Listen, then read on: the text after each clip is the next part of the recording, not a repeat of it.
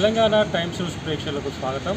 ఈ రోజు హైదరాబాద్ నగర పోలీస్ కమిషనర్ గారు సివి ఆనంద్ గారు ఒక కీలక ప్రకటన చేయడం జరిగింది। అదేంటంటే ఈ రోజు నుంచి బాణాసంచా కాల్చడం అనే దాన్ని ఆయన పూర్తిగా నిషేధించారు। మనం సామాన్యంగా పెళ్లిలో కానీ బరాతుల్లో కానీ ఏదైనా షాప్ ఓపెనింగ్ కానీ ఏదైనా విఐపి వచ్చినప్పుడు కానీ మనము ఈ బాణాసంచా కాల్చడం అనేది చేస్తూ ఉంటాం। అయితే ఆ బాణాసంచా కాల్చడం కానీ బాణాసంచాను అమ్మిన వారిపైన కూడా అంటే ఏవైతే షాపులు బాణాసంచాను అమ్ముతారో పటాకులను అమ్ముతారో ఈ పటాకులను అమ్మే వారిపైన కూడా ఒకవేళ వాళ్ళు షాపులు తెరిచుంచి అమ్మితే మరి వారిపైన కూడా చర్యలు తీసుకుంటాము, జైలుకు పంపుతామని ఆయన క్లియర్గా ప్రకటించడం జరిగింది। మరి ఆయన ఎందుకు ప్రకటించారు ఈ మాదిరిగా అని అడిగితే దానికి కారణంగా భారతదేశంలో నెలకొన్నటువంటి ఉద్రిక్తత పరిస్థితి ఏదైతుందో ఆ ఉద్రిక్తత పరిస్థితిని మరి పరిగణలోకి తీసుకొని అన్ని రాష్ట్రాల్లో పోలీసులు కొన్ని క్రియాశీలక కార్యక్రమాలను తీసుకుంటున్నారు। ఈ చర్యల్లో భాగంగా కొన్ని సమస్యాత్మక ప్రాంతాల్లో ఒక కీలకమైన బందోబస్తును ఏర్పాటు చేస్తున్నారు, ప్రత్యేక బలగాలను మోహరిస్తున్నారు।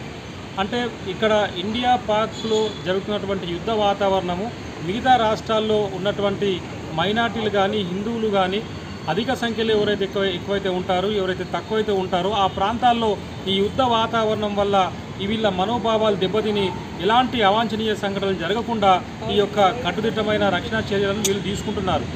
మరి దీంట్లో భాగంగా ఈ బాణాసంచాను నిషేధించడానికి కారణం ఏంటంటే ఇప్పుడు యుద్ధం అనేది పాకిస్తాన్ ఇండియాకు కొన్ని ప్రాంతాల్లో జరుగుతుంది।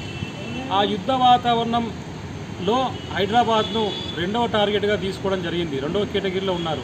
మొదటి కేటగిరీ మన రాజస్థాన్, ఢిల్లీ, ఇక్కడ బీహార్, మహారాష్ట్ర తదితర ప్రాంతాల్లో ఉంటే హైదరాబాద్ ఇక్కడ వైజాగ్ అనేది రెండవ కేటగిరీలో ఉంది। మరి ఇలాంటి స్థితిలో ఈ బాణాసంచా కాలవడం వల్ల అది రక్షణ దళాలపైన పోలీసులు ఎవరైతే ఈ యొక్క బందోబస్తును ఏర్పాటు చేస్తున్నారో ఈ పోలీసుల పైన కూడా ఒక ప్రభావం అనేది ఏర్పడుతుంది।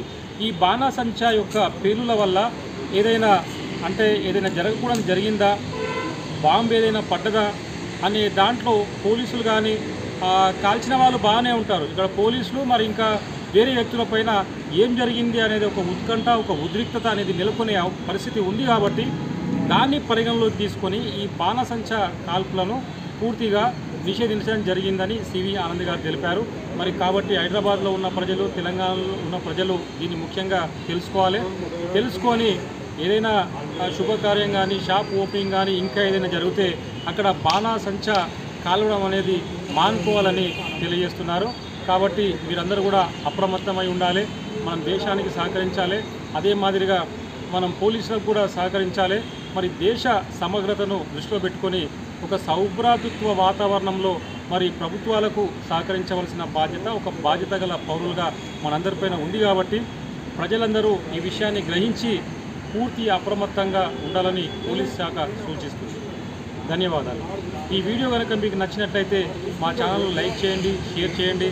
మరిన్ని వివరాలు ఎంబడెంబడే తెలుసుకోవడానికి మా ఛానల్ను సబ్స్క్రైబ్ చేయాలని కోరుతున్నాము। ధన్యవాదాలు।